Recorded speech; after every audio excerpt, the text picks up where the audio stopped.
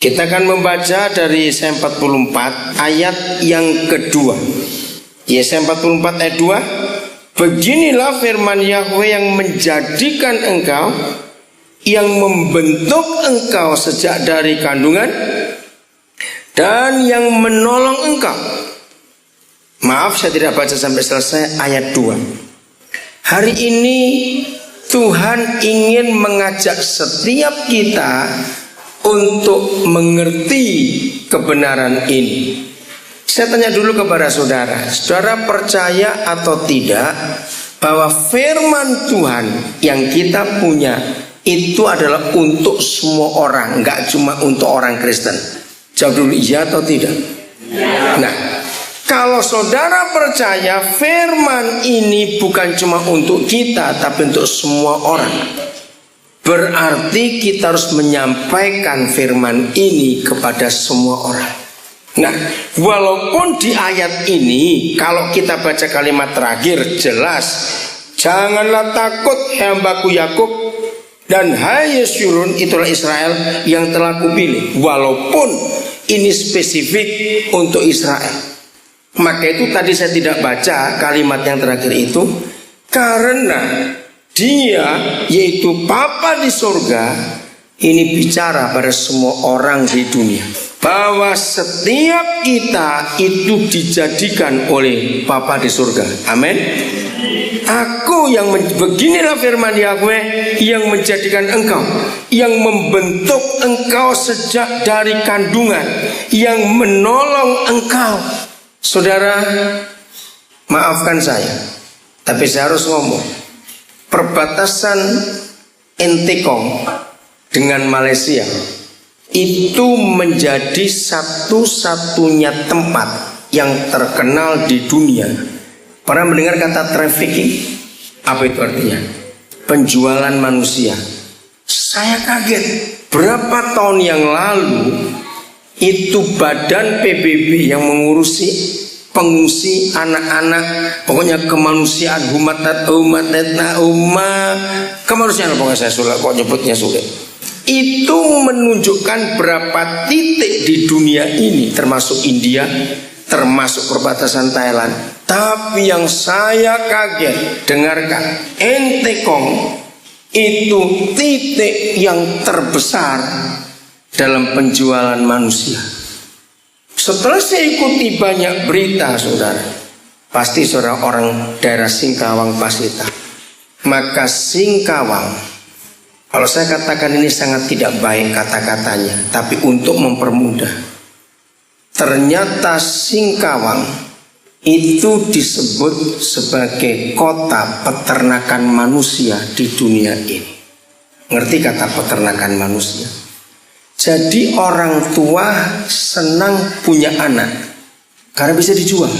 Apalagi kalau anak itu anak perempuan. Saya hampir gak percaya. Tempat kedua terbesar setelah Singkawang itu Indramayu di Jawa Barat. Tapi tidak sehebat Singkawang. Firman ini kita temukan bahwa tidak ada anak yang lahir ke dunia tanpa keputusan Tuhan. Amin kan dulu. Beginilah firman Yahweh yang menjadikan engkau, yang membentuk engkau sejak dari kandungan, dan yang menolong engkau. Maaf kalau saya pakai bahasa vulgar, bahasa yang mungkin kurang baik didengar. Walaupun orang itu melakukan hubungan seks berkali-kali, kalau Tuhan tidak menentukan itu jadi anak, bisa jadi tidak. Ngerti kalimat yang gak baik ini? Ngerti gak saudara maksud? Betul saudara setuju? Loh saya tanya, saudara setuju betul? Maka itu setiap anak yang jadi dalam kandungan, maaf, walaupun itu hasil perkosaan, kalau sampai itu jadi manusia, itu jelas Tuhan yang menentukan. Maka itu Tuhan kita benci pengukuran kandungan. Dia benci sekali. Baik, saya lanjut. Yeremia pasal 1 ayat yang kelima. Setelah saudara setuju dari awal tadi bahwa Firman ini untuk semua orang, nggak cuma untuk orang Kristen. Amin. Kita lihat lebih jauh. Yeremia 1 ayat yang kelima. Ada 3 fase yang terjadi bagi setiap manusia, siapapun orangnya. Anak perampok sekalipun, anak penjahat sekalipun, kalau sampai ada bayi lahir, maka inilah firman. Sebelum aku membentuk engkau dalam rahim ibumu. Ini fase pertama. Aku telah atau akan? Telah apa? Mengenal engkau. Mari kita lihat.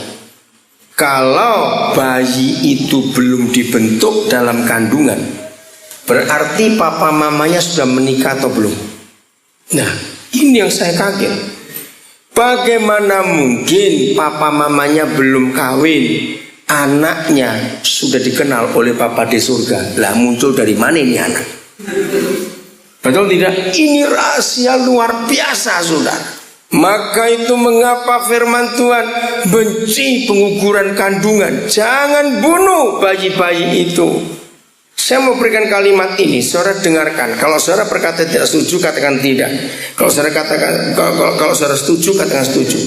Tidak pernah ada bahwa seorang anak itu milih untuk dilahirkan atau minta untuk dilahirkan. Setuju atau tidak? Tidak ada seorang pun anak di dunia ini yang buat proposal, lahirkan aku dong, lahirkan aku. Berarti ilustrasi itu ada tidak? Tidak. Maka itu saya katakan kalimat tadi, dengar ya anak-anak muda, dengar engkau. Walaupun berhubungan seks berkali-kali, kalau Tuhan tidak berkata jadi, nggak akan jadi. Nah, ini yang buat saya heran. Bagaimana mama papanya belum menikah, anaknya sudah dikenal dulu oleh papa di surga. Ini rahasia Alkitab yang hebat. Saudara, tidak ada kitab suci agama apapun. Saya sudah ketemu dengan banyak tokoh agama dan saya pernah diskusi dengan mereka tentang ini. Mereka heran, tidak ada. Tidak ada kitab suci agama apapun di dunia yang Tuhannya mempunyai rencana untuk setiap kelahiran dengan begitu hebat, kecuali papa kita di surga. Tolong hamba-hamba Tuhan, ya para gembala, ini penting. Sampaikan, nggak apa-apa, tenang dulu, yang lain tenang aja ya. Sampaikan kepada semua pernikahan bahwa anak pertama jangan ditahan. Jadi kalau mau menahan, membuat KB, tunggu anak kedua, ketiga dan keempat. Tapi anak pertama jangan ditahan. Kenapa? Saya mau ngomong ini kepada saudara. Hanya Tuhan kita, satu-satunya Tuhan, dan hanya Alkitab kita, satu-satunya buku yang menuliskan dan yang berfirman, aku mau anak sulung, iya atau tidak? Saya nggak ada waktu untuk membahas anak sulung, tapi nanti saudara baca di rumah. Ibrani 12 dan Wahyu 14 itu ada tentang anak sulung. Saya heran, ternyata papa kita sangat memerlukan anak sulung. Maka itu setiap kali saya memberkati pernikahan, saya konseling pernikahan, saya akan bilang kepada mereka, anak pertama jangan kau tahan. Kalau kau tahan, anak sulungmu terbuang. Mereka bingung, kok bisa? Iya, karena siapa tahu Tuhan mengendaki ketika kamu hubungan yang pertama atau kedua itu jadi, tapi kamu buang. Penting sekali anak sulung itu, saudara, karena Tuhan punya rencana yang luar biasa. Jadi papa kita kepada anak-anak itu hebat. Yang berikut, dengarkan ini. Setelah saudara setuju, tidak ada seorang pun anak di dunia ini yang lahir karena pilihan dia atau karena permintaannya. Yang kedua, dengarkan ini. Satu-satunya hak yang Tuhan tidak pernah beri kepada manusia, satu saja. Yang lain boleh milih sendiri. Saudara mau tinggal di gunung sana, mau tinggal di laut, mau buat rumah di laut, mau pindah ke Amerika, dari Amerika mau pindah ke Jepang, nggak ngurus Tuhan, terserah. Tapi satu yang Tuhan tidak pernah beri.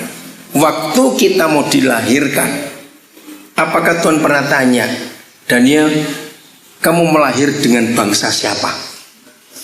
Ayo jawab. Pernah nggak Tuhan tanya seperti itu? Tidak. Maka itu Tuhan benci orang yang rasialis. Selama saya hidup, saudara, jangan marah ya.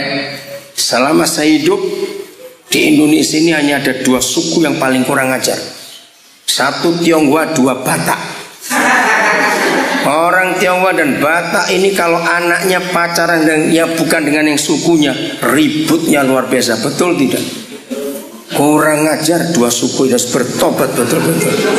Loh serius, betul tidak? Orang Batak dan orang Tionghoa itu rasialis betul. Lihat orang-orang Batak kalau anaknya pacaran dengan tidak Batak, wah sudah ributnya luar biasa. Itu kejahatan besar, saudara. Mengapa kita punya hak merendahkan yang lain, mengangkat yang lain lebih tinggi? Karena tidak ada seorang pun di antara kita yang diberi kesempatan untuk milih. Ayo jujur, kira-kira sebelum kita lahir semua kalau ditanya mau milih jadi bangsa apa? Ngerti maksudnya? Nggak ada. Semuanya Tuhan, Dia menentukan. Setuju akan hal itu? Jadi saudara, semua anak itu milik Tuhan. Mau lahir dari keluarga maling, perampok sekalipun, kalau anak itu lahir itu milik Tuhan dan hak Tuhan. Jangan mencampur aduk kesalahan orang tua kepada anak. Salah sama sekali. Betul tidak? Belum tentu orang tua jahat, anak jahat. Tidak. Maka itu Alkitab ini hebat.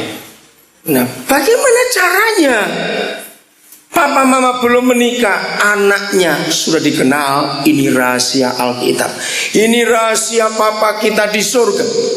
Maka itu Kristen tidak boleh menganggap dan memiliki firman hanya untuk kami. Tidak. Sampaikan kepada dunia firman ini untuk mereka juga.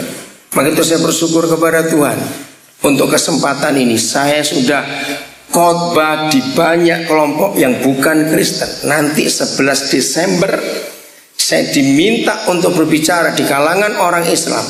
Pemimpin kelompok itu seorang hajah, orang Bugis asli. Kenapa dia bisa minta saya dengan kelompoknya untuk saya bicara? Karena pada waktu Lebaran yang lalu dia diundang oleh temannya yang Kristen. Nah, temannya Kristen ini teman baik kami. Anaknya ulang tahun. Lalu dia keluarga ini ingin buat penginjilan. Jadi saya dilarang untuk khotbah, nggak boleh ada doa, nggak boleh ada nyanyian.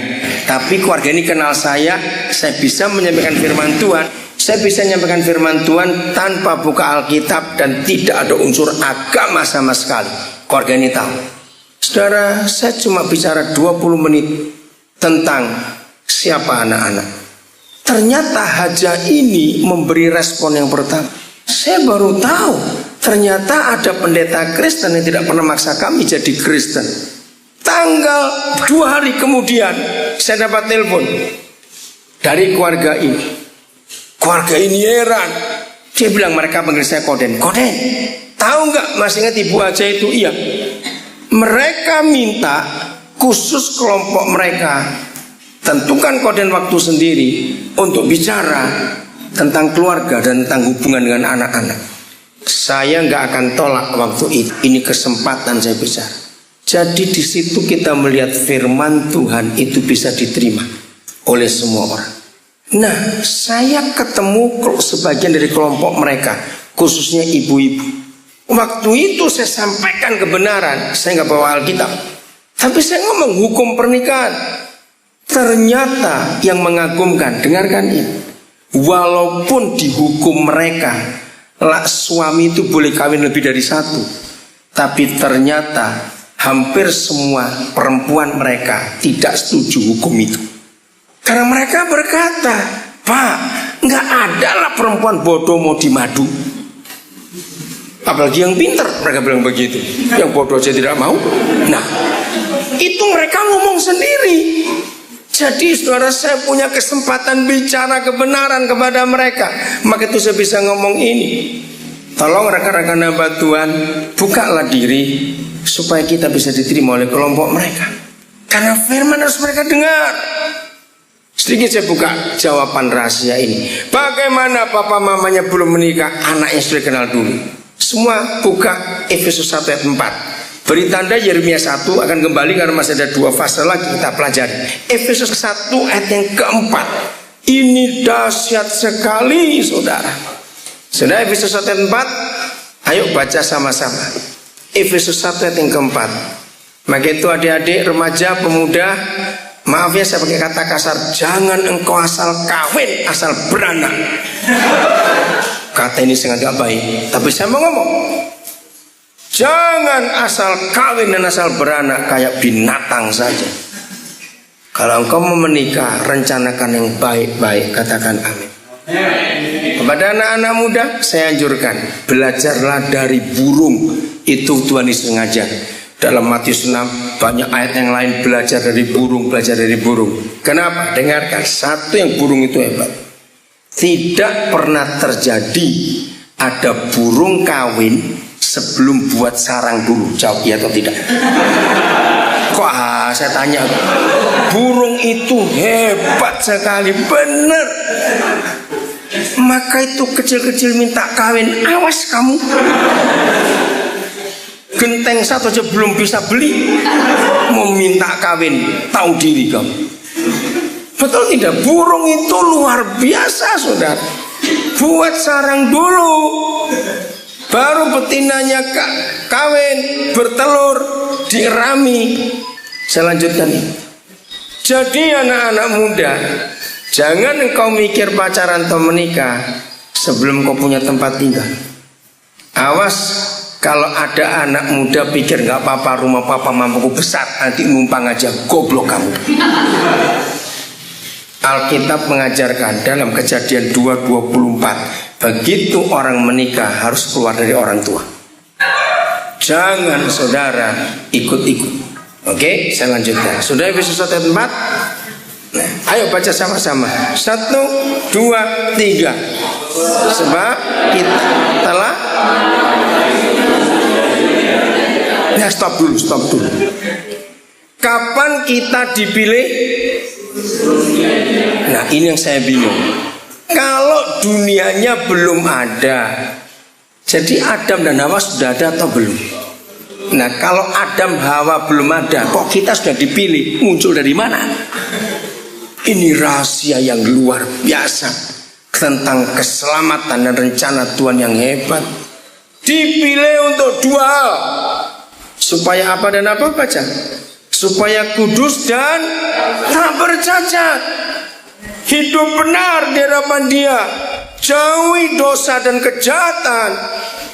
Saudara, sangat mengagumkan. Cukup lama saya merenungkan firman ini. Saya tanya papa, bagaimana mungkin kalau dunianya belum ada, jadi nenek moyang kami belum ada, tapi kami sudah engkau pilih. Dan semua pakai kata telah. Sudah memilih kita sejak dunia belum jadi. Ternyata saudara, semua kita yang sekarang ini hidup dan yang sudah mati, orang-orang yang kita kenal, itu sudah ada di surga sebelum dunia ada. Termasuk anak-anak yang malam ini, besok, lusa, seterusnya akan lahir di dunia ini. Mereka semua sudah ada di hadapan Tuhan. Wah, pikiran saya sulit untuk mengerti. Disinilah kemahakuasaan Tuhan kita. Saya bersyukur Bapa di surga itu kalau menolong saya belajar Alkitab, Dia tidak memberi saya ilustrasi, tidak memberi saya hal-hal yang rumit, tapi diberi contoh ilustrasi yang sederhana. Sekarang saya beri contoh begini. Ini ilustrasi yang paling gampang yang saya pernah dapat. Pak Gembala, siapa di antara jemaat yang pintar buat donat atau pisang goreng? Ada nggak? Ada, oke. Ya, dengar. Kalau ada seorang di antara jemaat di pemangkat ini yang pintar buat donat, oke? Saya tanya kepada saudara, pagi-pagi waktu saudara baru melek maksudnya, belum bangun dari tempat tidur, masih di tempat tidur, baru bangun melek. Ih, aku mau buat donat. Aku mau buat donat 1000. Nanti aku bagi kepada Pak Gembala, aku kasih 10. Kepada Pak Guru itu aku kasih 15. karena anaknya banyak. Loh, kok tertawa? Kepada tetanggaku aku bagi 8 karena anaknya cuma 2. Nanti kepada yang sana aku bagi sampai 1000 itu habis. Donatnya sudah ada atau belum? Loh, kok sudah bagi-bagi? Bagaimana itu terjadi? Donat belum ada kok dibagi-bagi benar. Jawab, kenapa bisa? Ini manusia loh, bukan Tuhan. Rencana. Iya rencana, tapi kok bisa ngitung dulu?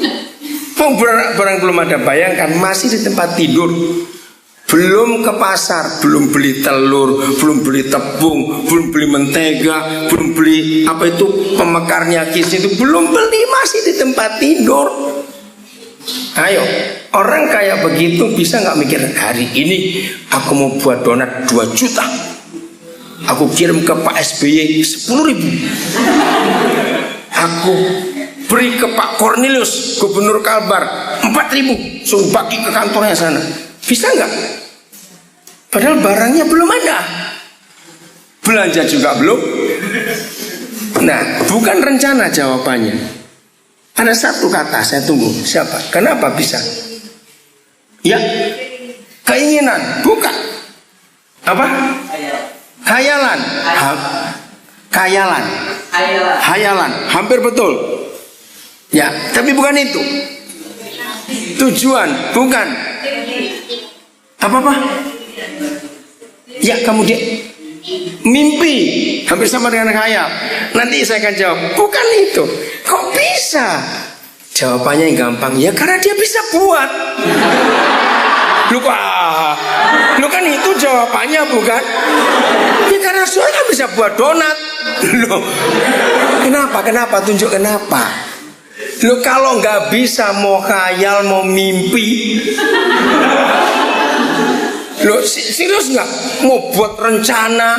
Kalau nggak bisa buat, itu kan mimpi di siang bolong.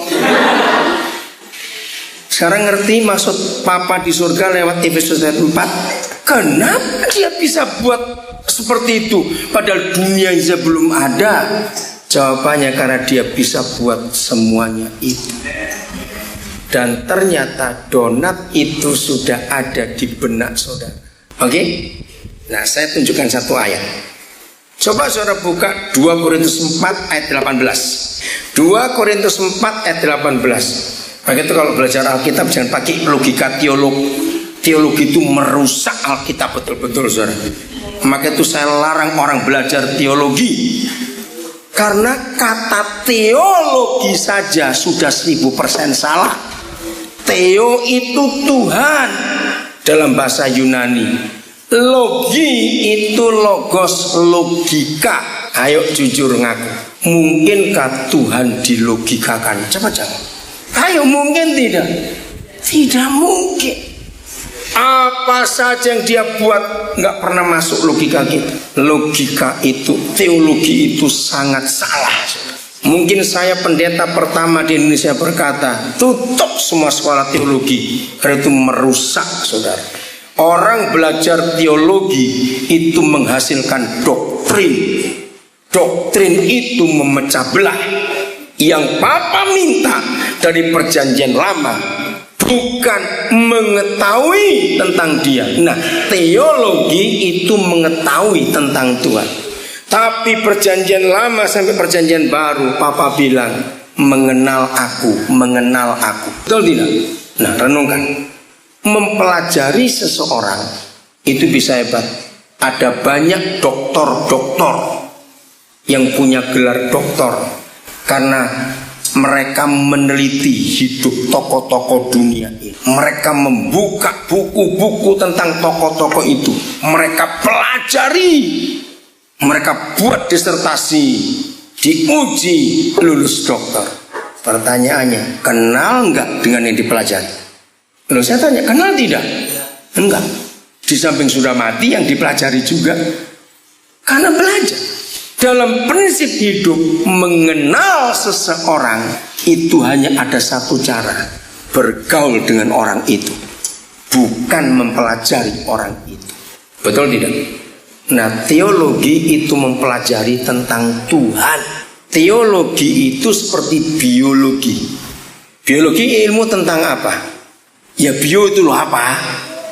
Kehidupan. Nah, biologi ilmu tentang kehidupan.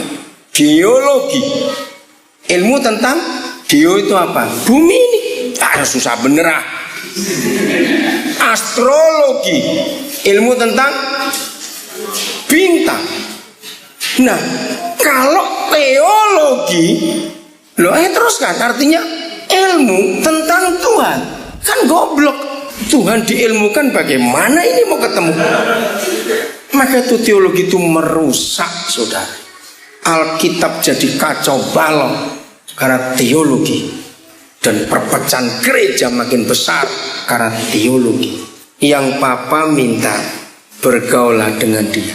Sejak Kejadian 5 baca ayat 22 sampai 25. Henokh itu bagaimana? Ayo, masih ingat Henokh itu bagaimana? Bergaul dengan Papa. Kejadian 6, Nuh bergaul dengan Tuhan. Yusuf, Musa, Daud bergaul. Paulus bergaul. Maka itu merusak teologi itu, saudara. Mengerikan sekali. Kalau saya lebih jauh berkata gini ya, dengarkan baik-baik. Demi misi dan rencananya yang hebat, iblis itu punya visi, punya misi enggak? Kayak gereja saudara ini. Visinya, misi. Iblis punya enggak? Punya, cuma satu. Hancurkan dunia dengan dosa, betul? Sebarkan dosa kemana-mana. Nah, demi visi dan misinya itu, supaya dosa laku ke seluruh dunia, setan itu tidak pernah buka sekolah dosa. Catat. Betul tidak? Setan demi misinya supaya dosa sampai kemana-mana, mereka nggak pernah buka sekolah dosa. Dan berhasil. Dosa laku keras sampai hari ini. Gereja demi visi dan misi yang Yesus katakan, pergilah kamu ke seluruh dunia dan beritakan Injil itu begini-begini. Maka gereja buka sekolah Injil dengan semua macam modelnya. Tapi Injil gak laku sampai hari ini. Boleh saya berpikir begitu? Loh, saya tanyain. Setan itu gak punya sekolah dosa, dosa laku. Gereja punya sekolah Injil, Injil tidak laku. Maka itu tutup aja semua sekolah Alkitab. Karena gak laku. Mahal-mahal lagi bayarnya. Serius saya berkata ini, saudara. Ada yang salah di dalam model pelayanan gereja. Kita sombong, tidak mau mengakui kesalahan itu. Saya teruskan, dengar. Di dunia ini tidak ada dosa gratis. Mau lihat situs porno, bayar internetnya. Betul. Mau judi, bayar. Mau mabok, masa minum kencing kuda, gratis itu. Betul. Mau apa lagi? Mau berzina, bayar. Loh, betul tidak? Gak ada dosa gratis di dunia. Dosa itu mahalnya luar biasa. Saya bukan pengedar, tapi saya tahu harganya. Sabu-sabu 1 gram sekarang, saudara, itu 1.480.000. Gila nggak? Berapa ratus persen harga emas 1 gram? Mahal, saudara, tapi laku. Dampaknya dosa itu mengerikan, betul tidak? Yang kena AIDS gara-gara narkoba sudah berapa yang mati, tapi orang tetap beli dosa. Injil itu gratis, saudara. Betul tidak? Awas jual Injil. Injil itu gratis. Saya tanya, apa dampak orang yang terima Injil? 1, cepat, keselamatan. 2, jadi ini lamanya. Ini loh model salesman goblok semua. Mau jadi sales Injil nggak tahu yang dijual itu apa. Kalau sudah jadi sales, ketok-ketok rumah, mau apa, jual apa, nggak tahu bu, saya cuma disuruh lihat sendiri. Itu sales goblok sekali. Nah sekarang buktinya saya tanya, Injil itu apa? Ayo cepat, 1, apa dampaknya? Selamat, sukacita, apa lagi? Sejahtera. Terus saya yang lain kok diam semua. Sini nih bisu semua kan apa ini? Stop yang sini, stop sini sekarang. Apalagi hidup kekal. Apalagi pengampunan dosa. Saudara, surga itu punya ribuan jutaan produk, katakan amin.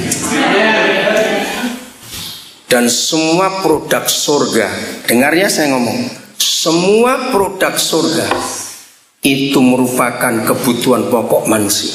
Iya atau tidak? Dan itu gratis, tapi tidak laku. Nah, saya ingin tanya kepada semua orang bisnis, kenapa ini? Angin? Enggak, ada angin di sini kok angin. Enggak. Ayo, saya pakai ilmu bisnis. Kalau sebuah produk mahal, dampak yang membeli produk itu hancur hidupnya, bahkan mati, rusak karirnya. Betul? Orang kena narkoba rusak nggak karirnya? Habis langsung. Berapa banyak polisi dicopot jabatannya karena narkoba dan sebagainya. Saudara bayangkan, mahal, dampaknya ngeri, tapi laku. Gratis sebagai kebutuhan mutlak manusia, dampaknya hebat, tidak laku. Dalam ilmu bisnis, siapa yang harus disalahkan? Orang dagang ini loh. Betul, salesnya. Kedua, sebelum sales ada satu lagi yang perlu disalahkan, manajernya. Betul. Ayo kita tanya, kalau begitu manajer dosa dan sales dosa jauh lebih pintar daripada manajer Injil dan sales Injil. Betul tidak? Siapa manajer Injil? Siapa sales Injil? Nah, ayo saya tanya kok. Bilang malaikat saya tonjok. Ayo, siapa manajer Injil? Siapa sales Injil? Coba jawab. Kita ini bego semua, saudara. Sehingga produk surga numpuk di gereja. Sampai sudah banyak yang kadaluarsa. Sebab tiap hari surga punya produk baru. Katakan amin. Handphone saja, handphone gak? Maka itu anak-anak muda, kamu gak bertobat dari mata handphonean, bangkrut bapakmu. Kenapa ayo? Kenapa anak-anak muda kalau gak bertobat dari mata handphonean, papanya yang bangkrut? Coba jawab. Apa itu mata handphonean? Tahu gak mata handphonean? Loh, tahu gak mata handphonean? Apa itu? Ya kecanduan, ya bentuknya apa? Suka ganti-ganti handphone. Oh, kok baru telat O-nya. Kenapa harus bertobat dari mata handphonean? Setiap hari di pabrik handphone itu minimal 2 produk baru keluar. Tiap hari. Gila saya kok berkata, orang tuh bisa pintar gitu nyiptakan handphone itu macam-macam, betul tidak? Nah, percayakah produk surga jauh lebih hebat daripada produk handphone? Artinya tiap hari ada yang baru. Tapi maaf, gereja hanya bisa nawarkan produk lama. 5 tahun yang lalu, nggak sampai 4 tahun yang lalu, itu handphone Nokia 3315 masih mahal. Masih ingat? Nggak terlalu besar, tapi memang modelnya itu. Sekarang ini kalau sudah dikasih model itu, mau tidak?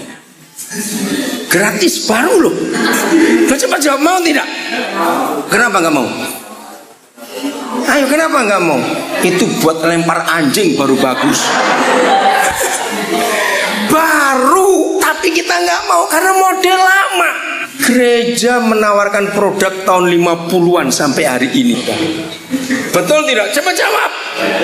Maka itu nggak laku Injil itu. Dosa itu tiap hari keluar produk baru, saudara. Jawab ya atau tidak? Nah, maka itu kita para manajer dan sales Injil gobloknya luar biasa. Maka itu tutuplah semua sekolah Alkitab dan teologi itu, karena hanya menghasilkan orang-orang goblok. Dan buktinya ini, mau debat, ayo serius.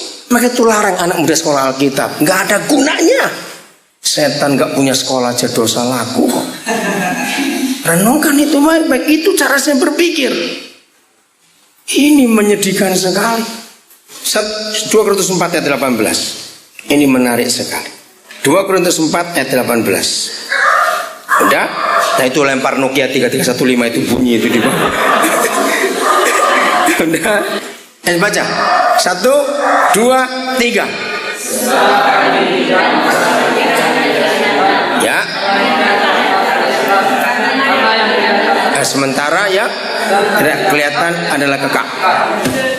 Saya dapat pengertian ayat ini dari bukunya Robert Schuller. Saya lupa tahun 80 berapa, sudah lama sekali. Saya bersyukur. Saya pertama mikir begini, ayat ini aneh. Kalau memang ini harus kita kerjakan, ngapain Papa ciptakan mata buat kita?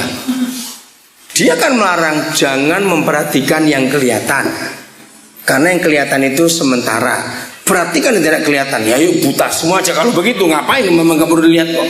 Ternyata bukan itu maksudnya. Saya tanya kepada saudara, mikrofon saya pegang wireless, padahal gak ada kabel. Saya pegang alat rekam merek Olympus. Saudara punya handphone, saudara punya jam tangan, saudara punya kamera, saudara punya laptop misalnya. Sebelum barang-barang itu bisa kelihatan, barang-barang itu ada di mana? Ya, handphone yang saudara punya, kacamata, arloji, jam tangan, makasih Yoni, kamera, laptop, semuanya. Sebelum itu kelihatan, barang itu ada di mana? Ih, di toko. Ya ini orang kalau di toko gimana? Bukan. Kalau di toko masih kelihatan juga. Nah, di otak penemunya. Oh, lagi begitu. Betul toh? Itu semua barang termasuk mimbar ini. Sebelum dibuat oleh pembuatnya, dia sudah ada di benak si pembuat. Waktu dia baru merencana. Nah, arti ayat pasal 4 ayat 18 2 Korintus itu begini. Kalau barang-barang itu belum diwujud nyatakan, dibuat, maka barang-barang itu belum bisa rusak dan gak akan pernah rusak. Betul tidak? Karena masih di angan-angan. Begitu dia dibuat dan jadi barang, langsung nilai kekekalannya hilang. Dia gak tahan lama lagi, pasti bisa rusak. Ngerti gak arti ayat itu? Nah, inilah kekristenan yang benar. Donat tadi sudah ada atau belum? Sudah. Tapi juga belum. Belum, tapi sudah. Loh, betul tidak? Kalau berkata belum, kenapa donatnya? Belum ada? Belum dibuat. Si pembuat masih di tempat tidur. Tapi boleh nggak kita berkata belum ada? Tidak bisa. Karena si pembuat sudah punya rencana. Mau untuk kasih orang sekian, orang itu sekian. Sudah ada. Lalu bedanya di mana? Belum kelihatan. Nah, semua manusia itu ternyata sudah ada di hadapan Bapa di surga. Coba baca dulu Keluaran 2 ayat 1. Ya, Keluaran 2 ayat 1. Kita lihat tentang lahirnya siapa? Musa. Papa mamanya sudah menikah toh waktu itu, karena Musa sudah punya 2 kakak. Betul? Miriam dan Harun. Oke. Nah, waktu Papa berfirman bahwa Musa akan lahir, berarti Musa sudah ada atau belum?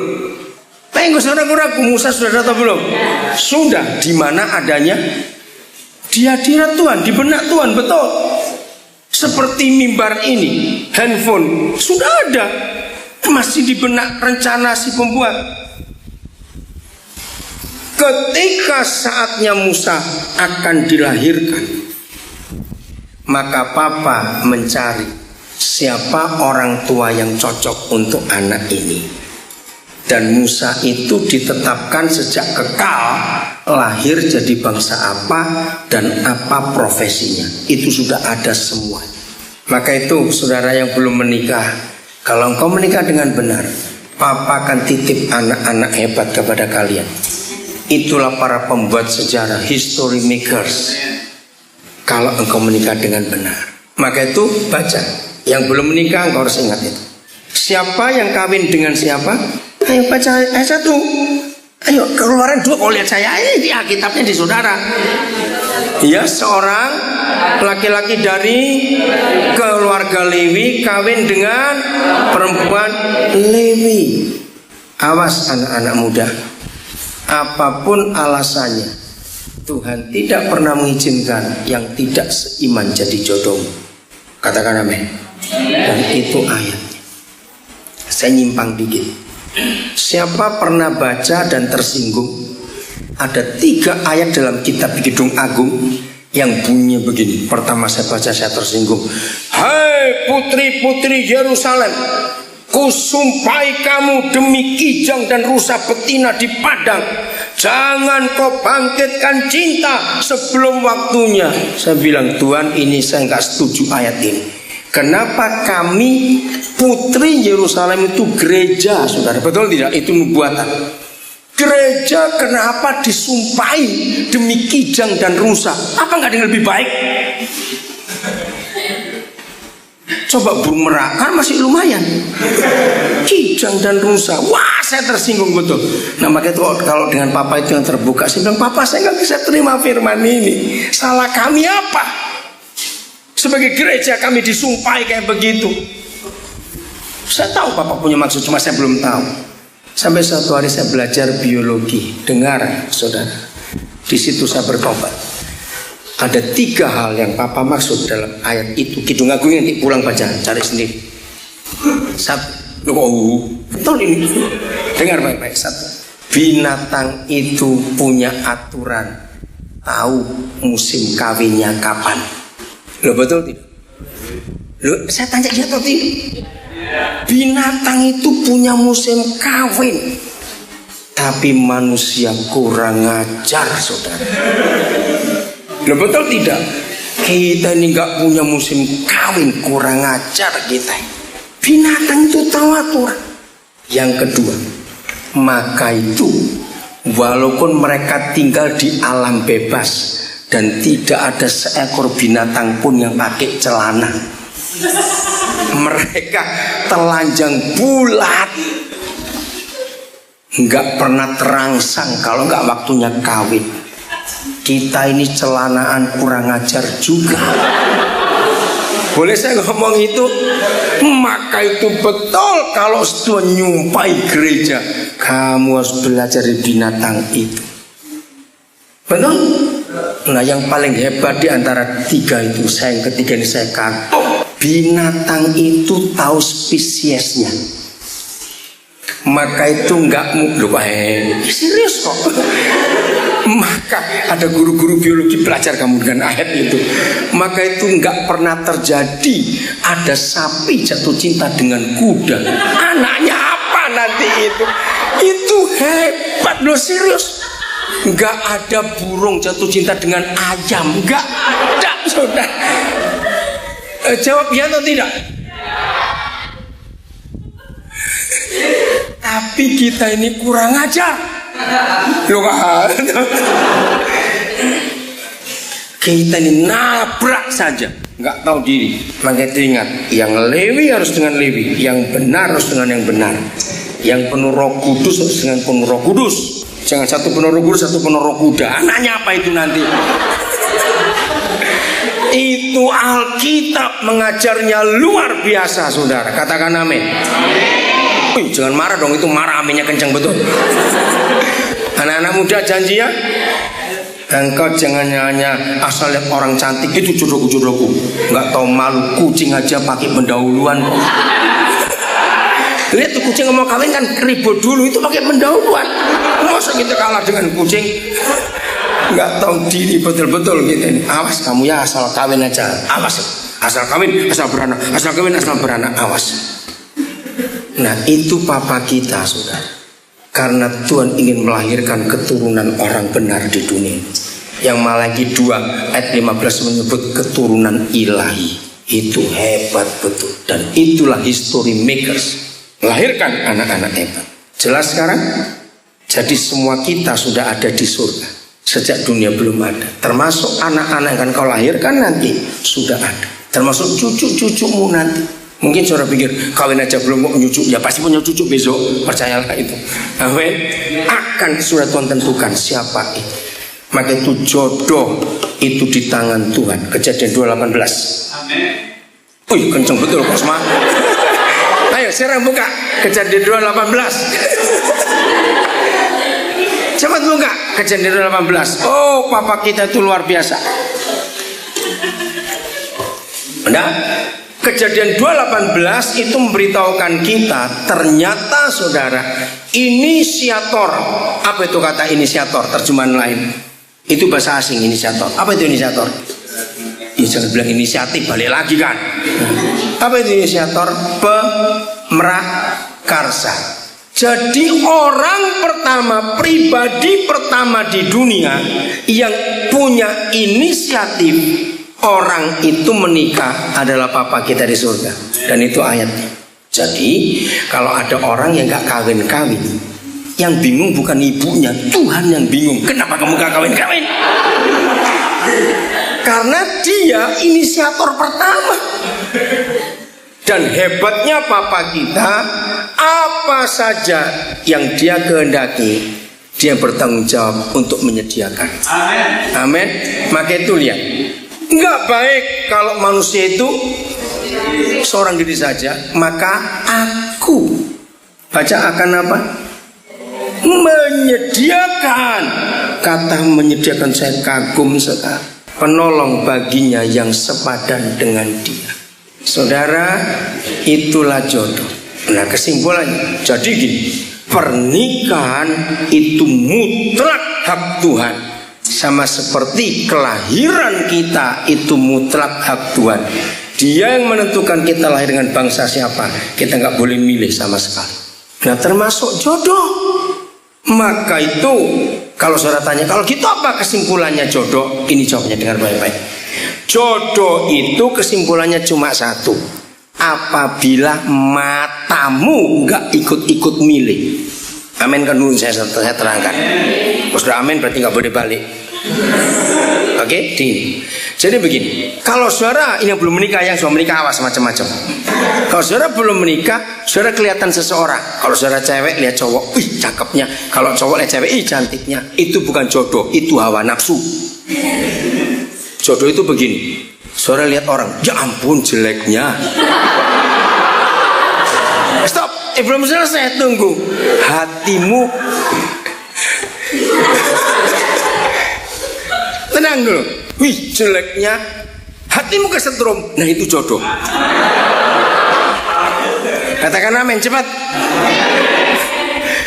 Kalau saudara lihat orang cakep, orang cantik, hatimu kesetrum, semua orang bisa.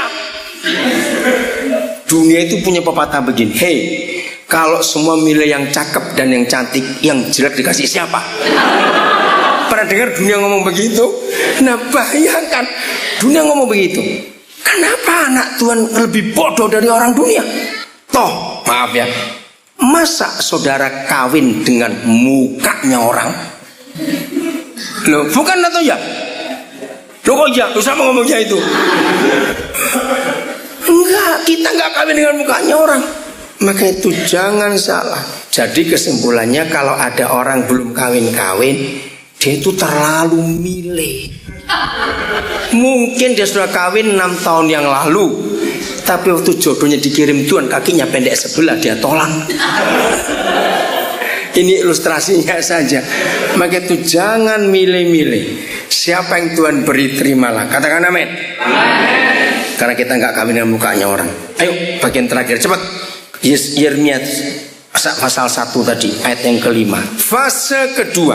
Dengan cepat ya. Jadi anak-anak itu milik Tuhan. Fase kedua. Dan sebelum engkau keluar dari kandungan. Jadi ini mama papa sudah menikah, papa mama sudah menikah, mama sudah mengandung. Maka ini yang papa buat. Aku telah apa? Baca.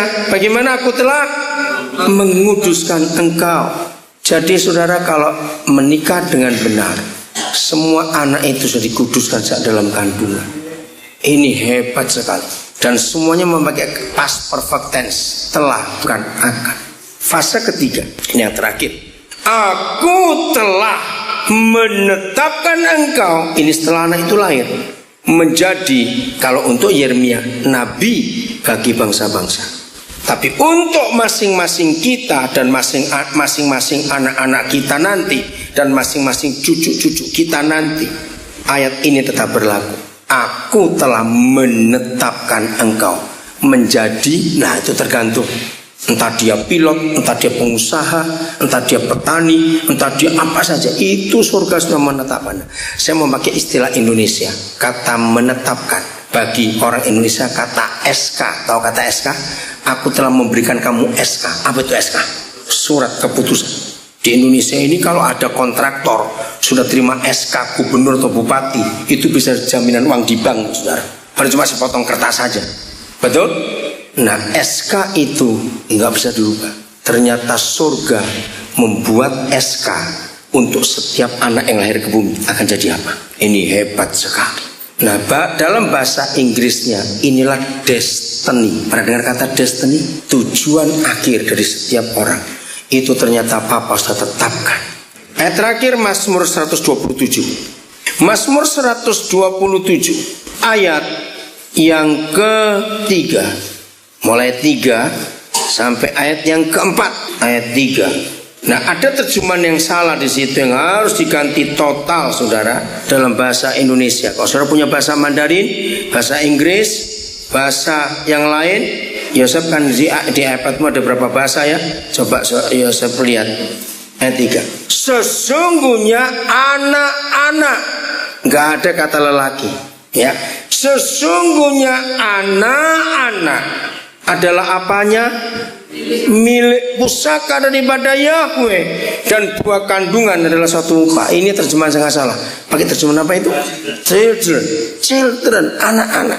Yang punya bahasa Mandarin nanti pulang lihat. Yang punya bahasa Jawa lihat, anak-anak, nggak ada kata lelaki. Jahat dong. Lagu itu yang perempuan anaknya siapa? Betul nggak? Ini salah sama sekali. Anak-anak itu milik pusaka. Saudara tahu kata benda pusaka ternilai nggak harganya? Tidak, itulah anak-anak. Dan buah kandungan adalah suatu upah. Ayat 4. Seperti anak-anak panah di tangan pahlawan, demikianlah anak-anak kapan? Pada masa muda. Nah, sekalipun panah-panah itu sudah punya sasaran, tapi kalau nggak punya pahlawan pembidiknya, maka anak-anak itu nggak akan sampai ke sasaran. Saudara, salah satu ayat ini yang menyebabkan saya, kalau saudara dulu pernah terima kartu nama saya nggak mau sebut pendeta atau penginjil, tidak. Sampai hari ini di email saya, di apa saja yang saya buat, saya menyebut diri saya ini seorang pendidik dan pembidik. Dan ini ayat yang saya pakai sebagai pembidiknya. Suatu kali saya belajar begini, begitu banyak anak-anak muda yang gak punya tujuan hidup. Maka itu papa-papa, ini papa yang penting. Pahlawan bagi anak-anak panah itu adalah papanya. Papa harus tahu anak panah pertama sasarannya kemana, anak panah kedua destininya kemana. Ngerti itu ya? Yang tadi Yeremia 1 ayat 5 bagian terakhir. Harus tahu anak ketiga kemana. Ketika papa sudah tahu arahnya kemana, siap bidikkan anak panah itu, maka anak panah akan sampai ke sasaran. Kita akan membaca dari Yesaya 44 ayat yang kedua. Yesaya 44 ayat 2. Beginilah firman Yahweh yang menjadikan engkau, yang membentuk engkau sejak dari kandungan, dan yang menolong engkau. Maaf, saya tidak baca sampai selesai ayat 2. Hari ini Tuhan ingin mengajak setiap kita untuk mengerti kebenaran ini. Saya tanya dulu kepada saudara, saudara percaya atau tidak bahwa firman Tuhan yang kita punya itu adalah untuk semua orang, nggak cuma untuk orang Kristen? Jawab dulu, iya atau tidak? Nah, kalau saudara percaya firman ini bukan cuma untuk kita, tapi untuk semua orang, berarti